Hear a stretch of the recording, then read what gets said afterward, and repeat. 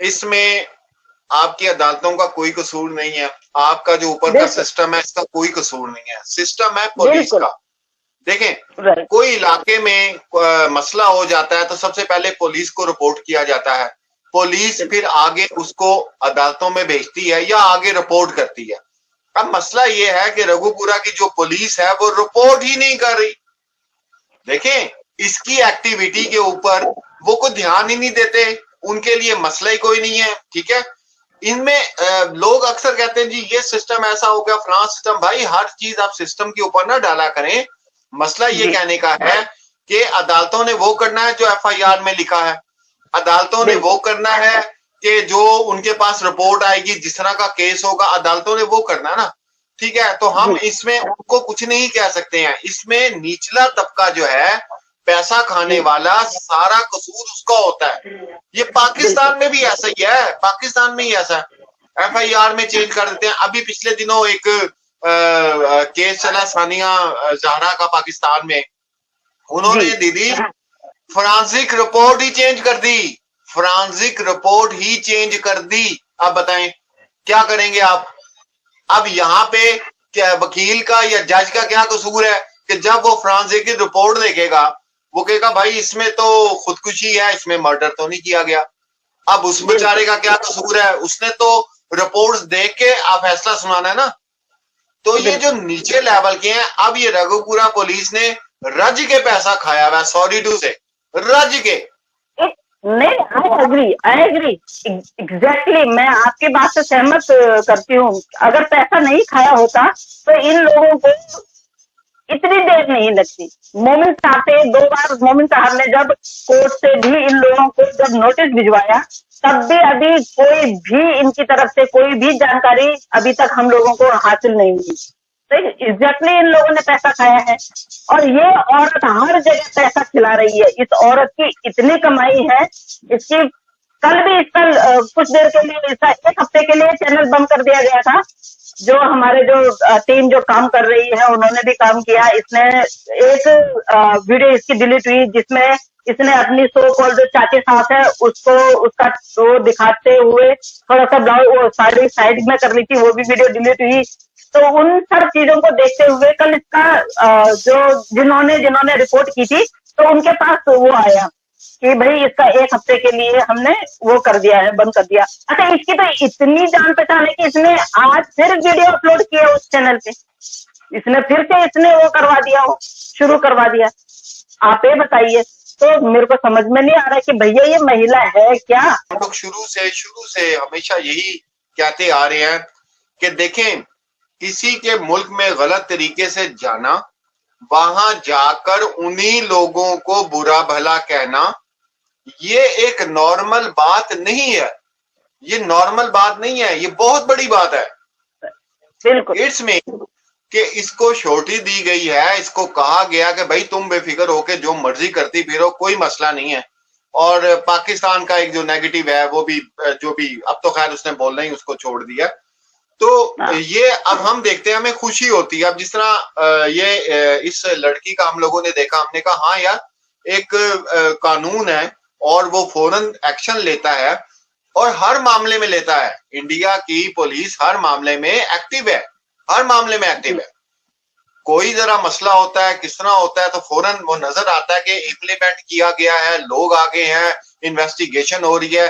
बड़े cases India के हमारे सामने आए हैं और वो ओके कर दिए जाते हैं। लेकिन इसकी नहीं समझ आती कि इसने भाई कौन सी गिद्दड़ सिंगी, हमारे यहाँ कहा जाता है गिद्दड़ सिंगी रखी हुई है कि जनाब इसको पूछने वाला कोई नहीं है कि भाई अच्छा उसके बाद वीडियोस बनानी, चढ़ानी, और किस तरह जिस तरह आप बता रही हो। एक और भाई साहब इसके आगे, एक तो पता नहीं इसने भाइयों का मीना बाजार रखा हुआ है, इसके तो भाई इतने हैं कि बस फिर अल्लाह ही मालिक है, भाई भाई है मेरे ख्याल से पूरी दुनिया में। तो ये पूछना था मैंने कि ये जो सीमा हैदर है ये कौन सी लाडली है कि जिसने ला पे ला तोड़ी जा रही है, सरहदें पार करी जा रही है, बॉर्डर क्रॉस करी जा रही है, शादी पे शादी करी जा रही है, और इसको पूछने वाला कोई नहीं है। इसको एक दफा आके ये नहीं कहते कि आओ भाई कोई रिपोर्ट, तुम क्या है क्या नहीं है। और मेरे ख्याल से, जहां तक मेरा ख्याल है, आप ज्यादा बेहतर जानती होंगी, जो सिक्योरिटी थी वो भी हटा ली गई है मेरे ख्याल से, जहां तक मेरा ख्याल है। अभी मुझे पता नहीं है, ये आप मुझे अच्छे बताएंगे। तो ये मेरा पहला क्वेश्चन है आपसे कि आप बताएं कि ये आपको तजाद नजर नहीं आता? बिल्कुल, जैसे अभी आपने बात की कि वो लड़की अपनी माँ को दिखाने के लिए आई हुई है और वो बिल्कुल लीगली आई है, ये भी नहीं है कि, और उसके साथ में जो उनके जो रिलेटिव हैं वो भी बोल रहे हैं कि भाई हमारे सामने शादी हुई है, बाकायदा मक्का में जाके शादी हुई है। बट मुझे ये समझ में नहीं आ रहा है कि सारे के सारे राइट्स जो है वो सीमा हैदर को क्यों दिए जा रहे हैं। आज तो मैं इतनी कंफ्यूज हूँ ये सारी चीजें देख के, सोशल मीडिया पे इतना सारा कुछ देख के कि एक इनलीगल आई हुई महिला को सारे राइट्स हैं जो हिंदुस्तान में हम लोगों को भी नहीं है। तो मैं उन लोगों से पूछना चाहती हूँ कि भाई, अपने प्रशासन से पूछना चाहती हूँ कि इतना भेदभाव क्यों। एक लीगल आई हुई महिला को तो आप इतने सारे इंस्ट्रक्शन बताते हैं, इतनी सख्ती करते हैं, और एक इनलीगल आई हुई महिला को आप बिल्कुल कुछ नहीं बोलते हैं। तो ये सवाल खड़ा होता है, डेफिनेटली खड़ा होता है, क्योंकि ये सवाल हमारा भी है, आपका ही नहीं है, ये सवाल सबका है। क्योंकि जो उस महिला को देख रहे होंगे, बेचारी बोल रही है कि मेरी मदर की तबीयत खराब है, मेरी तबीयत खराब है, हम डॉक्टर को दिखाने के लिए नहीं जा पा रहे हैं। और ये बेगैरत तो औरत इनलीगल आई हुई है, ये जब चाहे जहां चाहे मर्जी चली जाती है। इसने आज तक जितने ये मंदिरों में गई है, इधर उधर गई है, इसने कहीं पे भी कोई लेटर लिख के नहीं दिया है। बता दें हमें कि इसने कहीं कोई लेटर लिख के दिया है। तो क्या अब शक होता है कि क्या इसके पीछे ऐसे कोई हाथ है जो ये बोलता है कि आप सारे वायलेशन करो और मैं संभाल लूंगा। तो हम देखना चाहते हैं कि ऐसा कौन सा हाथ है, हम अब ये देखना चाहते हैं।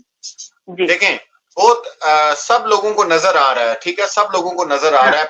उसकी वजह यह है कि आपको याद है एक कॉल भी लीक हुई थी, थाने के जो SHO थे उनकी कॉल एक लीक हुई थी, और उन्होंने कहा था कि आप बेफिक्र है मैडम, हम आपके ऊपर मच्छर भी नहीं बैठने देंगे। ये आपको याद होगी रिकॉर्डिंग। इतनी अपनी लाइफ में पहली बार इतनी मतलब पावरफुल भी क्या बोलूं मैं इसको, तो मैं ये बोलूंगी कि मतलब अब क्या बोलूं, सिस्टम को लग रहा सिस्टम इससे चल रहा है। हमारे यहाँ बहन, हमारे यहाँ पाकिस्तान में जब भी कोई केसेस हमारे पास आते हैं तो सबसे पहले जब हम किसी भी रिपोर्ट्स को देखते हैं कुछ है, तो हम दो बातें करते हैं। बंदा दो चीजों पे बहन उछलता है, एक पैसे पे और एक पावर पे। इसके अलावा तीसरी चीज नहीं होती, किसी पे नहीं उछल सकता वो। और भी दो तीन चीजें हैं, खूबसूरती पे भी उछला जा सकता है, लेकिन वो खूबसूरत तो नहीं है। अब ये दो चीजों के ऊपर उछल रही है। 7-8 इसके यूट्यूब चैनल हैं जिसपे रच के ये कमाई करती है, पैसा भी खुल के आ रहा है इसके पास।